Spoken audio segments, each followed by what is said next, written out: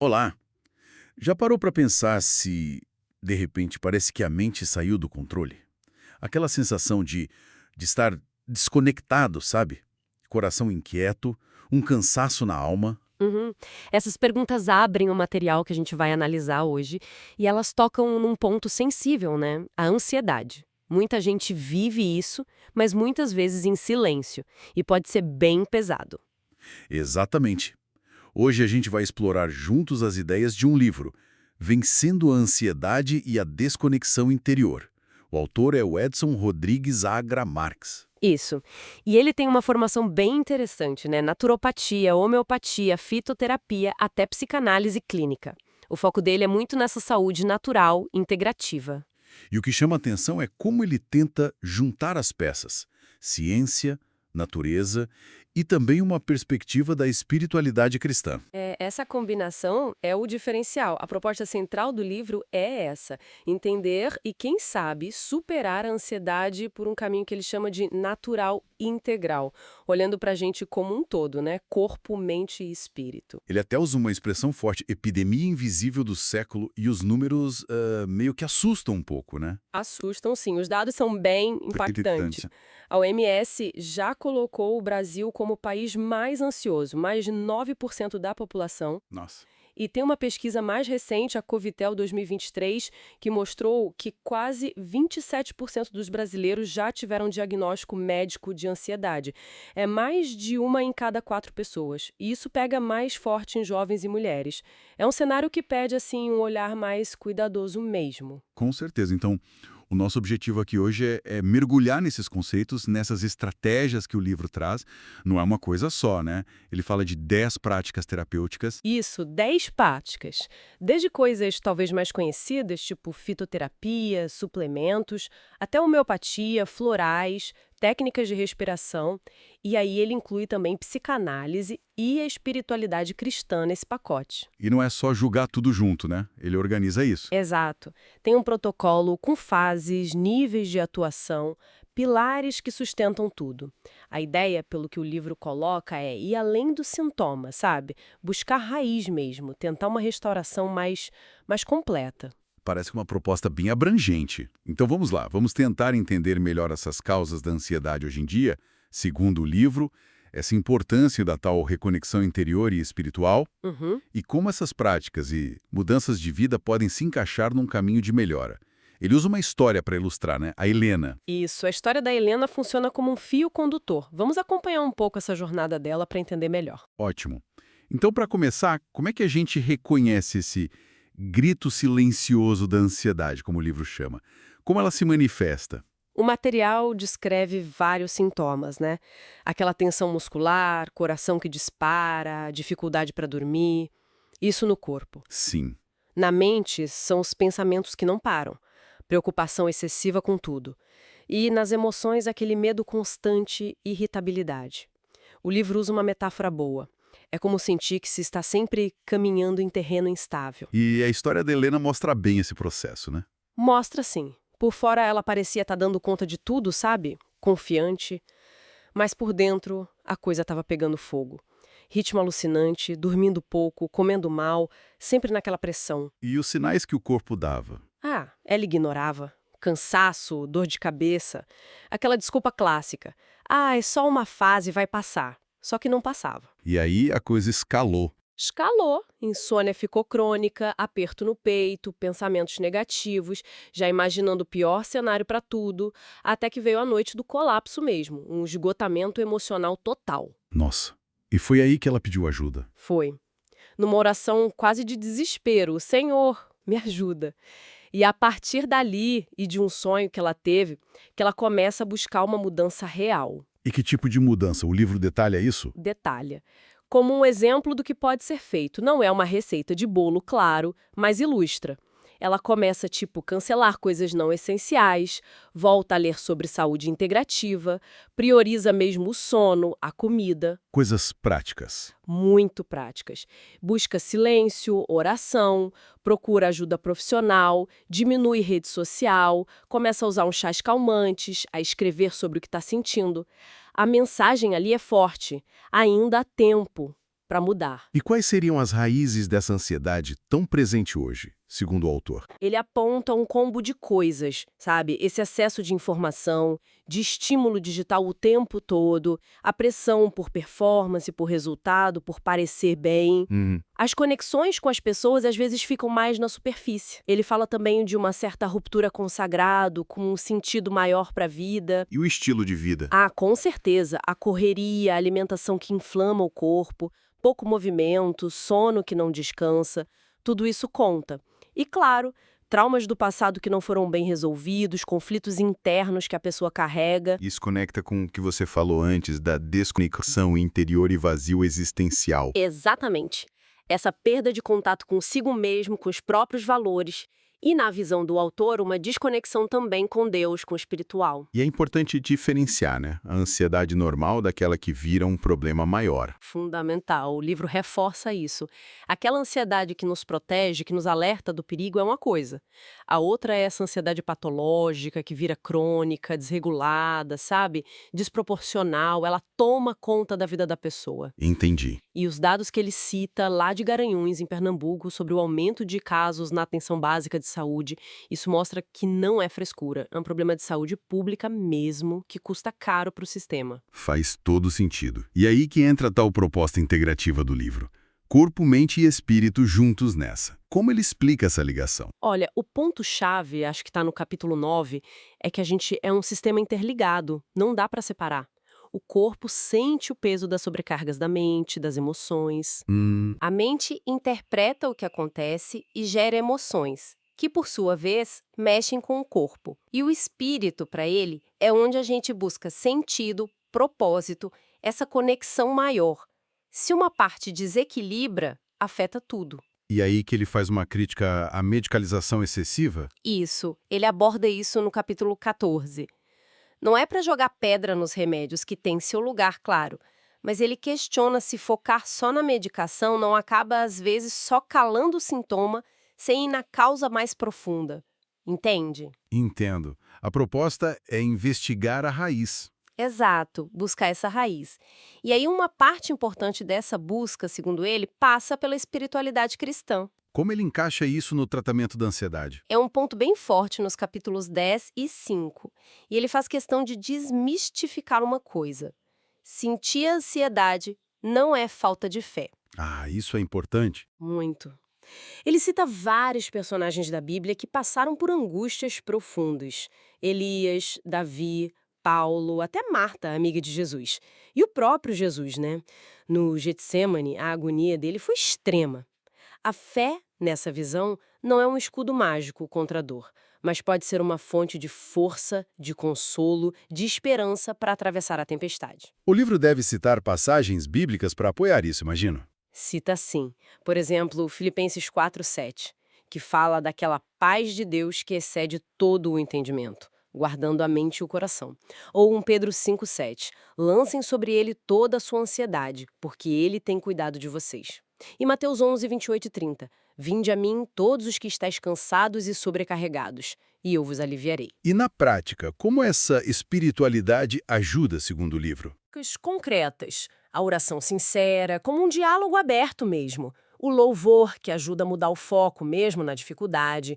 A entrega diária das preocupações, sabe? Reconhecer que a gente não controla tudo. A gratidão também entra. Entra forte. O cultivo da gratidão, que hoje a gente sabe que até muda a química do cérebro. E a importância da comunidade, do apoio mútuo na fé. A ideia é que a fé ajuda a combater aqueles pensamentos negativos, a necessidade de controle que alimenta a ansiedade. Ele menciona também o Espírito Santo como esse consolador, essa força interior. Entendi essa base espiritual. Agora, voltando para as ferramentas práticas. São 10 áreas terapêuticas que ele organiza. É bastante coisa. Como ele estrutura isso tudo? São 10 mesmo. Ele explica que escolheu práticas que têm algum reconhecimento, que são seguras e, na medida do possível, acessíveis. Mas o pulo do gato não é usar tudo de uma vez, é entender como elas se encaixam num protocolo. Um protocolo com fases, né? Isso, são 4 fases. Começa com a estabilização, para dar uma acalmada na crise inicial. Depois vem a regulação, para ajustar os sistemas do corpo que desregularam. Aí tem a integração-reprogramação, para mexer em padrões mais profundos. E, por fim, a transformação-sustentação, para manter o equilíbrio no longo prazo. E essas fases atuam em diferentes níveis da pessoa. Exato. Ele usa essa ideia de 5 níveis do ser: o corpo físico, as emoções, a mente, consciente e inconsciente, a energia vital e o espírito, consciência. Entendi. A lógica é que cada prática, talvez, atue mais forte em um nível. Mas como tudo está conectado, o efeito é no todo.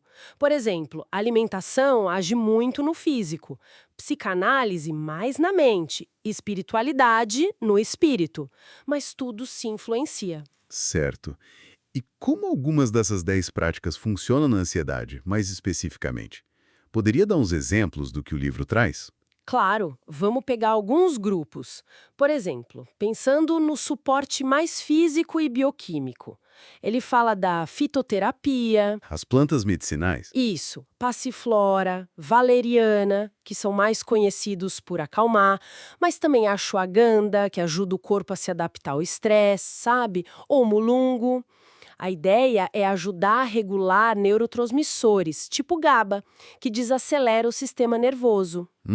Aí tem a oligoterapia, que usa minerais em doses bem pequenas, tipo magnésio, que é chave para o relaxamento. Ou a dupla manganês-cobalto, é para reequilibrar funções que o estresse bagunça. E suplementos? Também, a suplementação natural, nutrientes que são tipo combustível para lidar com o estresse.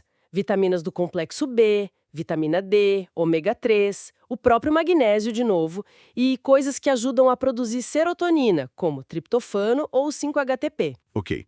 Isso cobre bem o corpo, a química e para mente e emoções. O que ele sugere? Aí entram outras ferramentas. As técnicas de respiração e corporais são bem importantes. O livro fala da respiração com a barriga, sabe? Diafragmática. Sim, a respiração profunda. Isso, e a respiração quadrada. Inspira, segura, expira, segura, contando os 4 segundos em cada etapa. Ou a coerência cardíaca, que é ritmar a respiração, tipo 5 segundos inspirando, 5 expirando. Isso ajuda como? Ajuda muito para acalmar o sistema nervoso autônomo.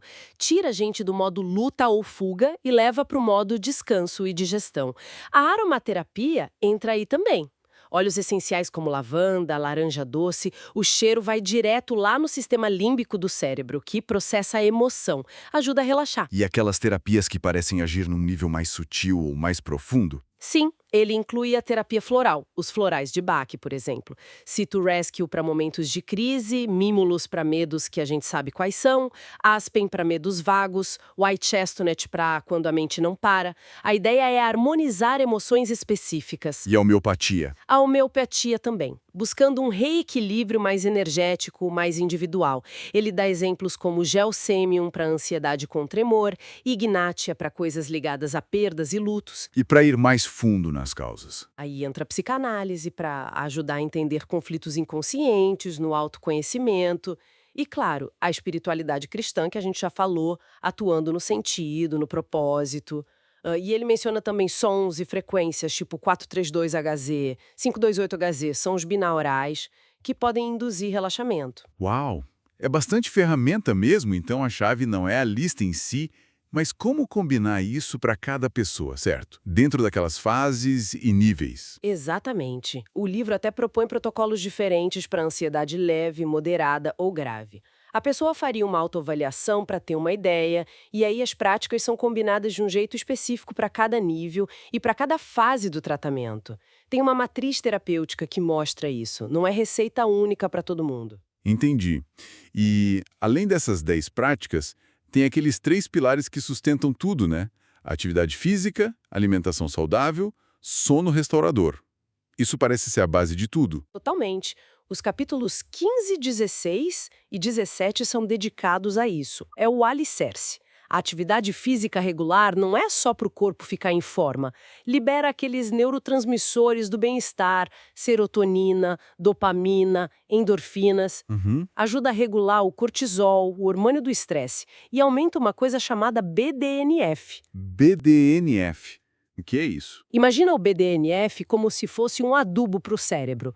Ele ajuda os neurônios a crescer, a fazer novas conexões, a se protegerem. É super importante para a neuroplasticidade. Neuroplasticidade. A capacidade do cérebro de mudar? Isso, de se adaptar, se recuperar. Isso deixa a gente mais resiliente ao estresse, à ansiedade. E não precisa virar atleta olímpico. Uma caminhada, uma dança, algo regular já ajuda muito. Legal essa ideia do adubo cerebral. E alimentação.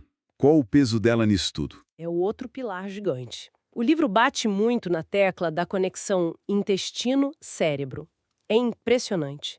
Mas uns 90% da nossa serotonina, aquele neurotransmissor do bem-estar, é feita no intestino. Nossa, 90%? Pois é, então cuidar do intestino com comida de verdade, anti-inflamatória, rica em fibras, vegetais, frutas, gorduras doas como o ômega 3, probióticos de iogurte natural, kefir, é fundamental. E claro, maneirar no açúcar, nos ultraprocessados, no álcool, até no excesso de cafeína, que podem piorar a ansiedade para muita gente. Faz todo sentido essa conexão intestino-cérebro. E o sono? Quem tem ansiedade geralmente dorme mal. Exato. O sono restaurador é o terceiro pilar indispensável. É dormindo que o cérebro faz a faxina, organiza as memórias, regula as emoções.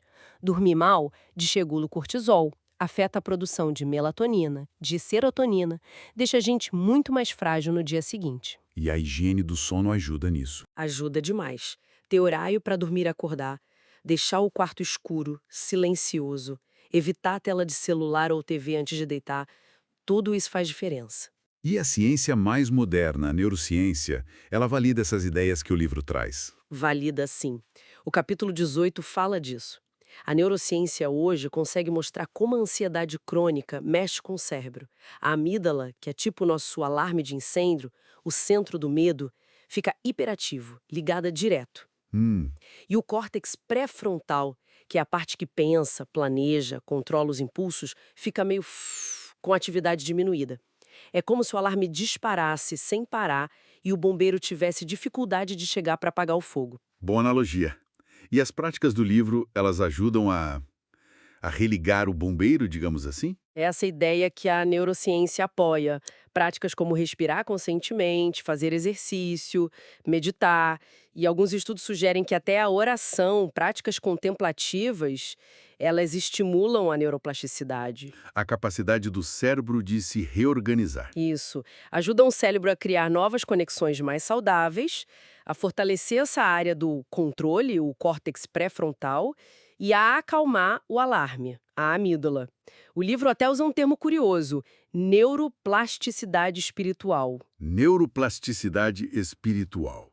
O que ele quer dizer com isso? A ideia, pelo que eu entendi, é que praticar a fé de forma consistente, com disciplinas como oração, meditação na palavra, gratidão, isso poderia ativamente mudar as vias neurais, fortalecer circuitos ligados à paz, ao controle emocional, à empatia, à resiliência.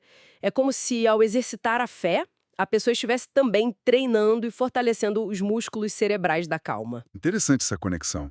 Então, para a gente amarrar a nossa análise aqui, Uhum. a mensagem central do livro parece ser que a ansiedade é complexa, mexe com a gente por inteiro, corpo, emoção, pensamento, espírito, e a saída não seria uma solução única, mas um caminho que integra várias frentes. Exatamente. Uma jornada que, na visão do autor, combina essas 10 práticas terapêuticas mais naturais, mudanças-chave no estilo de vida, os 3 pilares que a gente falou, exercício, comida, sono e o fortalecimento dessa conexão espiritual. Tudo organizado num protocolo, mas que se adapta à pessoa. E o foco não é só apagar o fogo na hora, mas buscar uma restauração mais profunda. Mais profunda, né? Uma reconexão. Isso. Uma reconexão consigo mesmo, com o próprio corpo, com a natureza e, para ele, fundamentalmente, com Deus. Aquela metáfora que ele usa do livro ser uma ponte sobre águas interiores. Acho que captura bem essa ideia de uma travessia para um lugar de mais paz. Que legal. E para a gente fechar, fica uma provocação, talvez. A gente falou muito sobre reconexão, sobre buscar sentido, como o livro sugere para lidar com a ansiedade. Sim. A pergunta que fica é, além dessas técnicas todas, qual pequena pausa, qual prática de reconexão, seja com a gente mesmo, com a natureza lá fora, ou consagrado, a gente poderia trazer para o dia a dia para cultivar um pouco mais de paz? Isso antes mesmo de sentir que precisa vencer alguma coisa, sabe?